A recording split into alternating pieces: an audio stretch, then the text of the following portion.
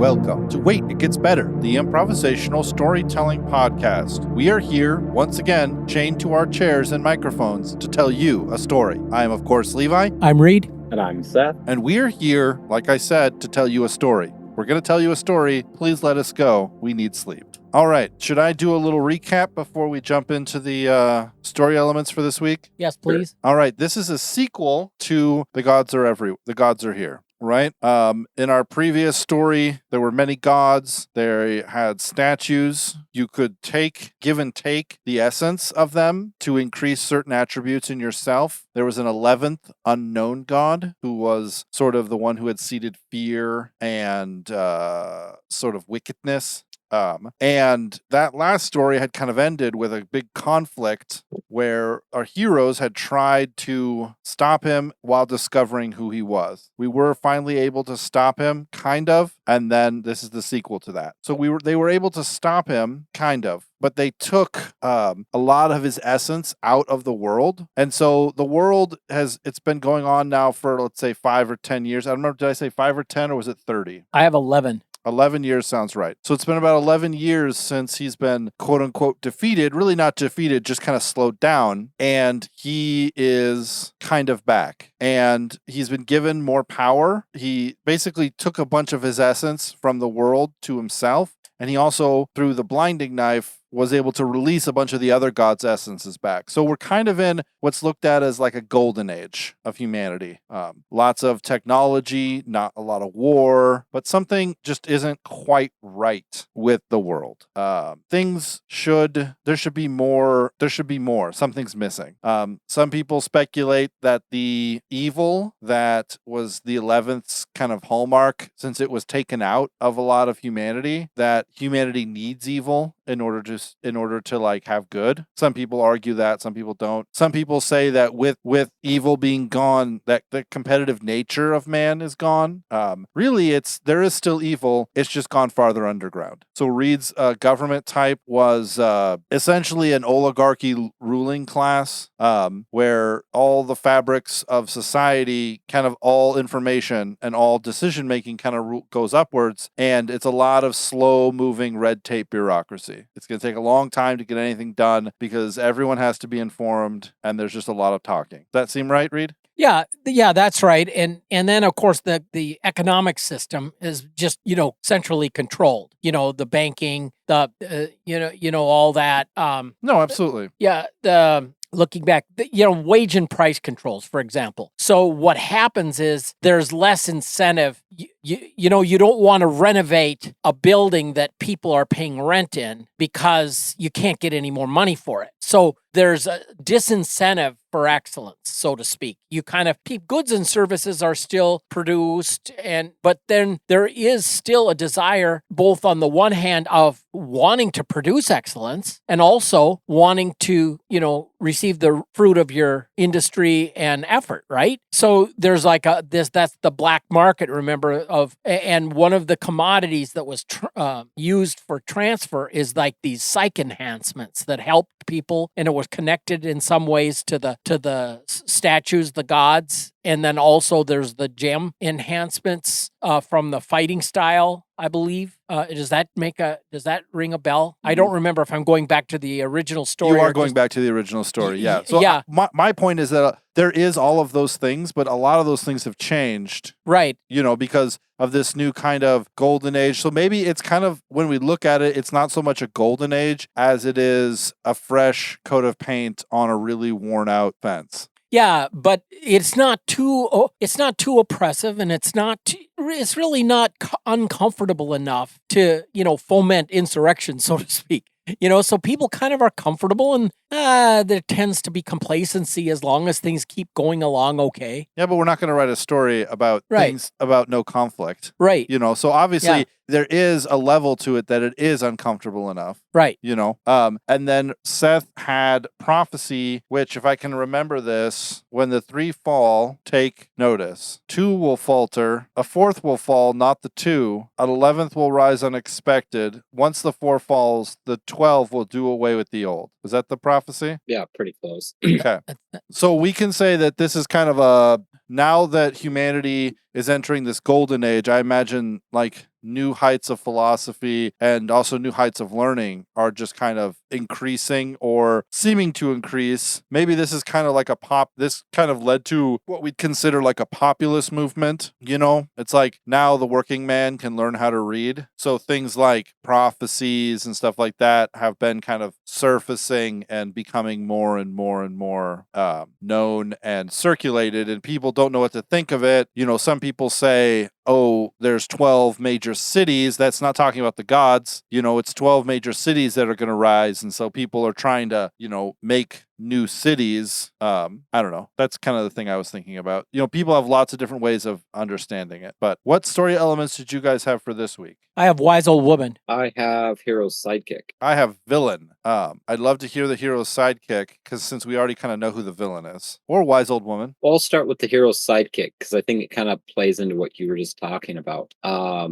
So with the rise of, all the speculation and extra learning or kind of visibility on things that, maybe a more scholar class had in their pockets, but wasn't as widely propagated. The hero's sidekick, his name is Sebastian, and he is of that scholar class, but I would take it, I don't know that we've pinned down who the direct hero is, but he somehow gets shanghaied or added to whatever the hero's party to do whatever it is that needs to be done. But so he's studied all these prophecies and all this stuff and everything that it could mean. And so he's, kind of a valuable member when it comes to, reading older languages, knowing all the information about certain things. But his kind of hitch is that no one can really pin him down on what he actually thinks something might mean. Okay. And so he's always kind of got, oh, well, this camp thinks this and that camp thinks this. And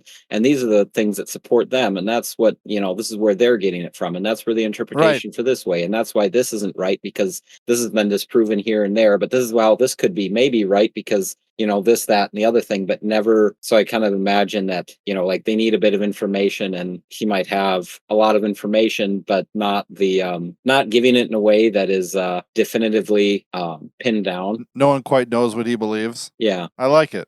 And I like the idea of needing to deal with old languages and stuff. I think that's really cool. There's actually that actually kind of leads into my thing a little bit. Reed, can I go next? Yeah, sure. For villain. So I'm throwing you guys for a loop. The villain is a coalition of 4 of the gods. The 4 most prominent: war, commerce, civilization, and agriculture. The 11th god, while... When you say civilization, like what kind of flesh that out for me a little? Okay, he's the god of civilization. So you pray to him and receive his blessings when you're planning roads, building cities, learning how to manufacture cement. Engineering. Yeah, engineering and civics kind of stuff.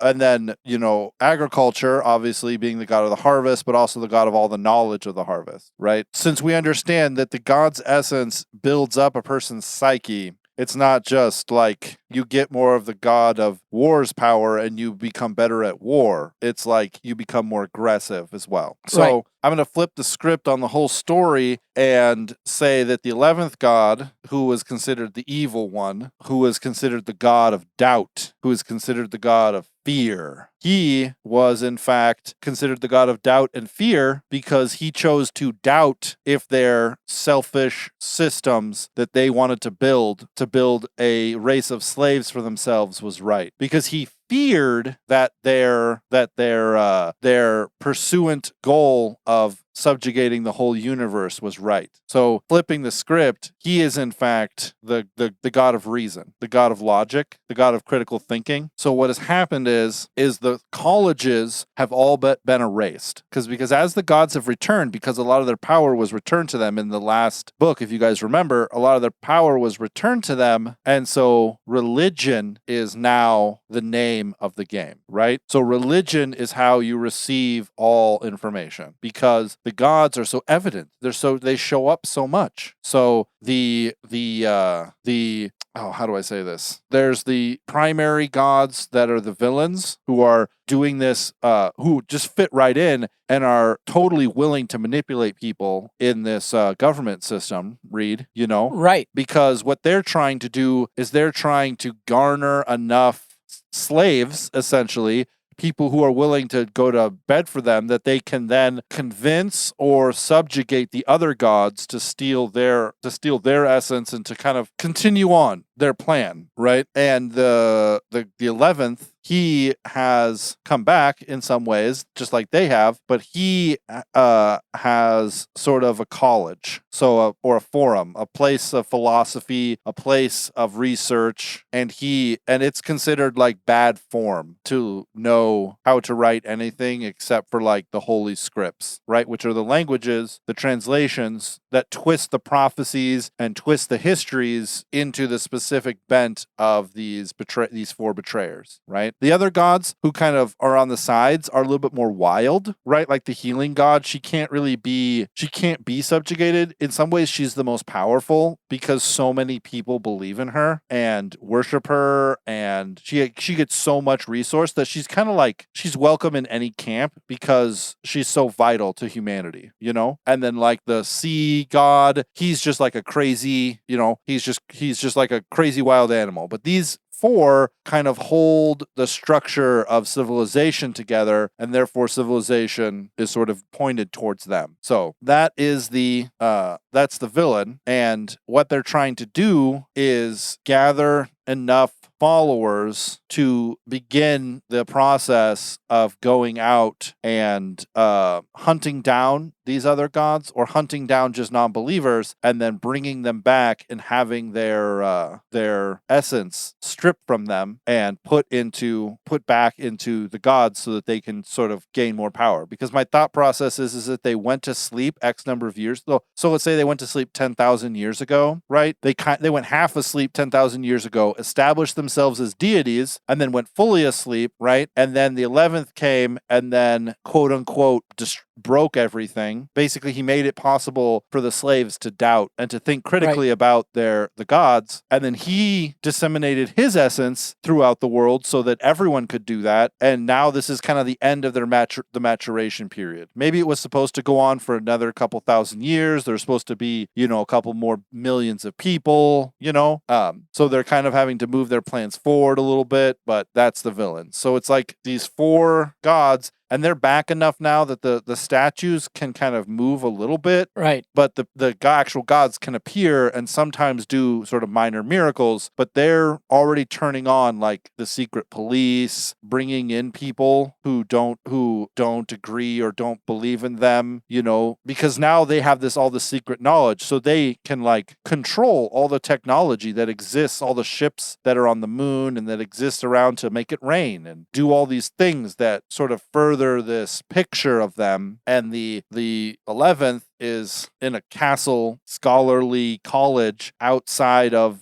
civilization, sort of trying to teach people to think critically and consider a different path and like use like debate tactics and argumentative reason to, because people are kind of falling over and just being won over by emotionalism. And like, I see this crazy thing, therefore that means he's all powerful. That means I should do whatever he says. And he's like, well, no, you should call into question and you should sort of be aware of what's going around you every day. And, instead of allowing people to just kind of fall into this thought process. That's cool. Yeah. Yeah. Sorry if it changes everything. I realize it's going to mean that the prophecy is going to have to, we're going to have to figure out what that means. I'm feeling like my wise old woman kind of fits into that a little bit. And I didn't anticipate the exact turn that you're taking, but should I throw this in now? Yeah, let's hear it. Okay. Laura is her name, and wise old woman, and emphasis on the word old. Laura Ingalls Wilder? Yeah, Laura Ingalls Wilder. No, Laura was like years ago, she was able to receive kind of a gem boosted give, so to speak, from the statue of health and wellness, and so she has been like around a while. Okay, so that's just like that's kind of a subtext, but her main association has been, I suppose, under the god of civilization. She's been I don't know if there'd be a separate statue regarding administrations and civil institutions. I think it might be under the civilization. Yeah, but that sounds like it would be. But back in the pre breaking of the 11th god, she was very much involved in the what I call the black market. Her main function has served under in administrations, government records, banking, and administration, and keeping everything smooth so that the flow of information it allows this all to work, right? And so that the price controls and the wage controls and stuff can be enforced. And she was very much in the tech side of that process. Very much, she was one of the rocket scientists, so to speak, in the government system. But she also noticed how stultifying it was, and was very interested as this black market business was developing. And because she had the expertise from the tech side, she could codify the transfer of the digital files necessary for some of these psych enhancements that were used as currency in the more black market side of the economy. And she's like super hacker. She knows the government systems. She knows how to get around it. She knows how to keep her networks secure, which is practically unheard of, that there would be secure movement of information. But she's also a good friend of Landon. Landon was one introduced in the previous story, the gods are here, and he was a reoccurring character, and he was a super vintner, a distiller under the god Bacchus. And he especially, he comes from a clan that specialized in the growing of the especially blue fruit, and his interest was distilling to make this kind of potion, the hyper, what did I call it? He made frequent use of this especially blue hyper focus fruit potion, so that she developed the ability, kind of mentat, I think I'm calling on the Dune story, and I think in one of Heinlein's, I think might have been Revolt in 2100. I don't remember. That's correct. But the super specialist. Yeah. The synthesis, where you have specialists and you have generalists, but then you have the synthesist is someone that can function in the big picture world of the generalist, but with the hyper attention to detail of the specialist. And so she's sort of in that category. And so she has the tech ability to run this alternative electronic currency in digital psych enhancements, to not only provide them, but also to provide people with the means of exchange such that they can operate in black outside the system market activity. Anyway, so Laura, I kind of like her. She's really a cool lady, and she's got that mentat thing kind of going on. Something I was thinking about, which is really interesting about her, and then also thinking about Sebastian, right? Is what if the gods kind of understood? Okay, so what if they are just they have, we could say, incredibly complex DNA. Yes. So what if from the 10 of them, they were able to create, how do I say this? It's their children. Oh, okay. Right? But because of the complex genetics that exist, everyone is not a clone, but they're essentially the same kind of being, right? Yeah. The gods just have tech and more time to have learned how to split their essence and all of these things, right? Yep. And you see that with Laura and with Sebastian. You see that with Laura in that she can take all of these, she's taken all these drugs and she's lived all this time and she's received all this blessing, and she can start to sort of kind of rise to the level of one of these gods in like thought process, thought speed, the ability to hold all this information and organize it. where the gods can do it because they've been doing it for, tens of thousands of years, hundreds of thousands of years, whatever, millions of years, because that's just their evolved form. And they made this mistake, and this is one of the things that the 11th god is holding on to, is that they thought that they built in all of the fail-safes into humanity so that they could just basically turn people off. Like, they can just kind of go up to someone and be like, say a specific word combination, and it's just like built into your genetic code that you just accept whatever they say. Yes. And the 11th, he inserted the ability for growth and a workaround. Question authority. Which is what they didn't want. They wanted subservient systems who were as powerful as them, so that should any of them be injured ever, they could just go to one of their slaves and just take over his body and become have a new body that's exactly comparable to their own, right? But what happened is the 11th sort of inserted this thought process of, like, let's grow past that. Let's think around that corner. Let's find a way to take every thought captive. Let's separate out the harmful thoughts from the good, basically teaching them to hack themselves so that they can not be sort of taken up with every sort of whim that goes. Seth, you haven't talked in a minute. Have I ruined some big plan of yours? No, not particularly. I'm just listening. Okay.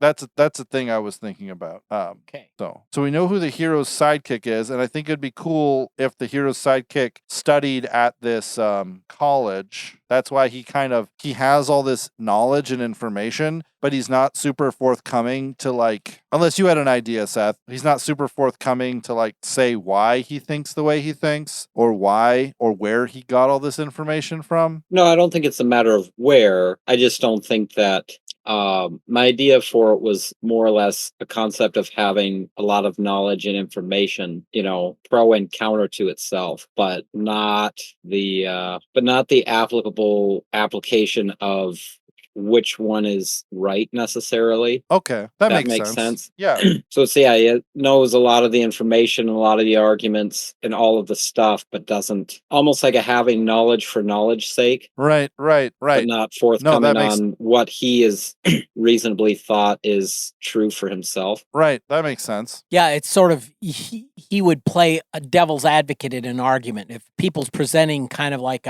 okay, this is the course of action we ought to take, he would bring up, well, certain experts would say, and rather than actually arguing against, he would bring up what the argument might be against that without actually, like, claiming, well, it's not necessarily what I think, but this is what these people who have studied that question might say, and then kind of plays devil's advocate in his academic role. Is that what you're saying? Correct. Because again, we didn't really have the hero pinned down. I would almost imagine that our hero would come back from the last one. There'd be something else they have to do, all these different things they'd have to go find and search out and, get right, especially now with, like, a lot of the overall original thought process changed. You could have someone like Haggai, who was in the last one and fought vehemently against the 11th god. And now, not necessarily that he's right or wrong, but like having to go back through, and you've got this Sebastian character. It's like, okay, well, I need to know what's really behind this, that, or the other thing. And kind of like the devil's advocate thing, kind of going, well, there are those that, would hold that this is the meaning behind that, and this is where this thought process would come from, and the people that don't like it would say this, and this is what they've written about it and what they've said, and then kind of like getting on his nerves, right? Yeah. So throughout the story, I think it's what Haggai, yeah, kind of our anti-hero from the last one, has to kind of like finally get to a point of being upset and like push him into, but what do you think? What do we need right now? What is, we need to go here, and why is that? What's, not what everybody else thinks, but yeah. Yeah.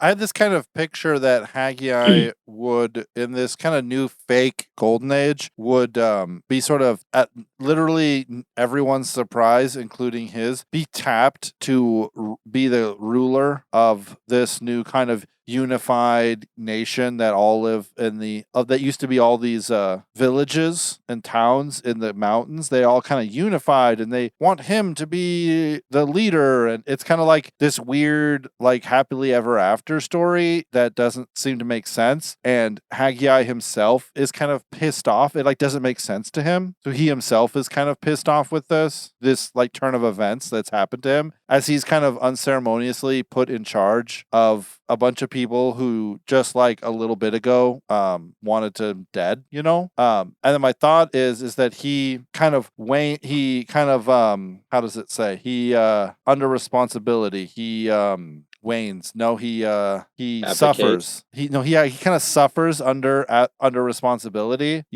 Like none of it's right. Something's wrong with this, and he kind of finds new passion as people begin disappearing from this kind of his outermost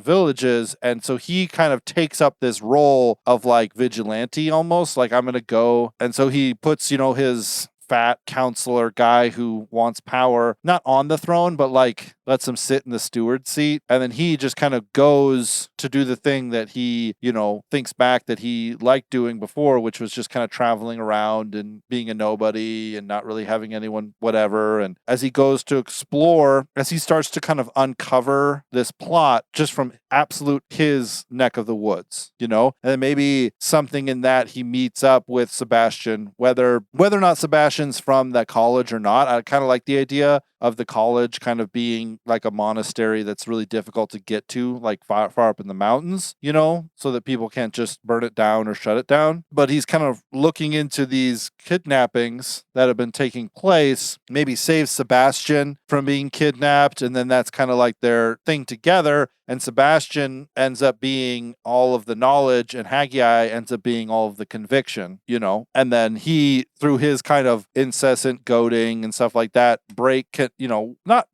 he doesn't need to break Sebastian out of his shell of opinion, but maybe, I don't know, do you think like at some point Sebastian needs to be not like he is, or is that an okay person just to be like forever? My original thought was that at some point he has to break out of it. I'm picturing like a kind of a at a hideaway, kind of a super secret location. Some of these people that have recognized the subplot behind the people pulling the strings, so to speak, and trying to reassert this kind of authoritarian regime. And you've got Sebastian, and you've got some people like I think of the engineer that developed the slider in the past story, right, that yep. Cody Truman. I'm thinking of Landon will show up with the wine, because to get the tongues flowing here. And of course, Laura is going to show up because she knows what she's got her fingertips on, all of the movement of all the information, and who, they're not nearly as the cabal is not nearly as secure as they would wish to be. So you think that Laura is a good Oh yeah. She has been a counter force to freedom, to the stultifying effect of the old system back in the day. And then when the whole kerfuffle around the 11th god went down 11 years ago, which I think is kind of cool. She saw it for what it was and begins to see this new cabal taking over. Right. So we're saying that Haggai turns into the hero then? Is that I think that's kind of a fair and good thing. Yeah, that makes sense to me, because he would have some notoriety for one thing. As much as he likes to keep his anonymity, he is kind of a rock star. Well, that's not the right word, but you know what I mean. Yeah. What you mean is he plays music for money. No, Travels okay. on the road. Great. So what is I'm trying to figure out what our problem is, right? So the four main bad guys, they're just going to keep sort of, harvesting people until the cows come home. So the 12th will rise and do away with the old, restore order. Is this restoring order under the regime of the four gods that want to assert control, or is this the 12th rising up in hero-like fashion to thwart the more self-focused, like Goa'uld from Star from Stargate, right? The gods that would use their power for their own selfish ends. Do you know what I'm saying? I think a lot hinges around the 12th will rise in the prophecy to restore order and do away with the old. That's language that could take a couple of different turns. Do you see what I mean? Yeah, absolutely. Part of my thought process was that when I said that the gods made the people just like them, right? So we're basically clones. The people in the story are basically clones. They're children, so they're not clones, but they're like direct genetic material. So given the right circumstances, anyone could take on the full power and be as powerful as the gods were, which literally just means be able to control all of their technology, right? Right. So that's kind of where I was thinking of going with the 12th will arise, is it's going to be a person. Yeah. Right? Oh, that, yeah. That will basically rise up, and then I lost my paper that has the... wait, no, here it is. So 3 will fall, take notice. 2 will falter. A 4th will fall, not the 2 that falter. The unknown, 11 unknown, unexpected. A 4th will fall. 12th will do away with the old. So we can I think it'd be a good idea just to decide how the end's going to happen even before we talk about the end. I think it's a good prophetic twist to have. Anyone that would be familiar with it would pre-associate that there'd be some 12th god based on their understanding of the other gods that's supposed to come. But for the twist of it being one of them, I think that's a good twist to have towards the end. Now, who it is. Yeah, I have this idea that maybe they kind of figure, like, humanity as a whole thinks it's a 12th god, but the people who are together kind of fairly early on discover, they mention Laura and they mention Haggai and they mention, who was the other person? I don't remember. These 2 people who have taken on vast quantities of change and their bodies have just been able to deal with it totally fine. And then maybe there's a scientist there who's just kind of going through it, and they kind of know, the inner circle kind of knows early on that someone could technically take all of this, and maybe they just kind of assume that it's going to be Laura, or they just kind of assume that it's going to be Haggai because they've already shown a propensity to take on all this power already, but maybe it's Sebastian who at the end finally decides that he is going to sort of stick up for himself, or he is going to not just rehash what other people believe, but maybe try believing something himself. Cool. And I think it'd be a good idea if we decided what that was going to be, because then we could spend the next episode getting to that place, because I kind of have this picture of, Haggai and Laura maybe fighting over who is going to do it, because maybe there's an element of kind of like how Rand, here's a Wheel of Time reference. Rand, the entire way through the Wheel of Time said, see, it says right here, he'll die. When he kills when he fights the Dark One, he'll die. And so there's this assumption that whoever it is that takes this mantle is going to die. Right. Right. Yeah. And there's the professor, quote, I'm making air quotes. There's the professor at the college where they're meeting who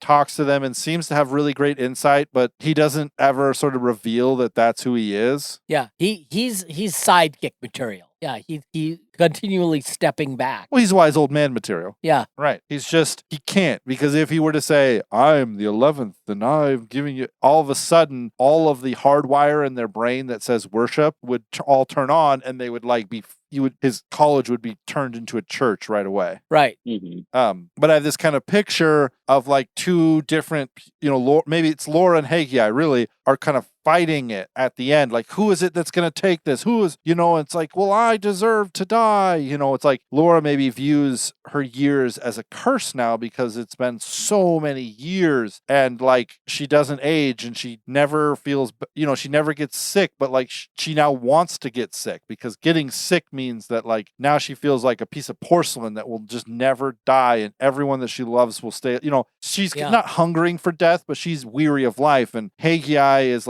feeling the weight of responsibilities and always having been the guy who stepped up and put himself in the place, and whatever. When you were talking, I thought about Bilbo Baggins. He feels what did he kind of stretched, kind of thin and drawn, like too little butter scraped over too much bread. I always like that. Exactly. Yeah. Exactly. And then maybe it comes to a head, and maybe somehow Sebastian takes it over, or I don't know. I don't know exactly how it'll be, but I like that as an idea, and I think if we can kind of get to where the ending is next week, we can sort of get to that ending. Does that make sense? Yep. Cool. I don't know. I have this need. I feel this need to say where the ending is. Right. So what if one of us draws sad ending? It could be. It could work still. Yeah. All right. Yeah. Well, Okay. that's then we'll do it. Yeah. Duty says we will make it work. Okay. So part of what I'm thinking is that the power, quote unquote, that the gods have is satellites, ships, atmospheric systems that exist on the planet, and the defeating of the gods really is the turning off of the system by which they can project their consciousness out of their comatose states. Yes. Right? It basically turns off all their machines. And if we can just turn off all their machines, then they can't talk to us anymore. Yeah, they can technically kind of influence us still, but all of the essence stored in the statues, which are essentially like sarcophaguses, will just stay there unless we want to bring them back, right? But what it looks like is a great defeat of the gods in some way, Yeah. Maybe it's something like channel all the power through you. Maybe it's something like you need to like take all of the essence unto you. I don't know. Let's just think about that for next week. What do you guys say? Yeah. Yeah. All right, ladies and gentlemen, thank you so much for joining us for this episode of Wait, It Gets Better. If someone could please get the keys, I've been chained to this chair for a week. Okay.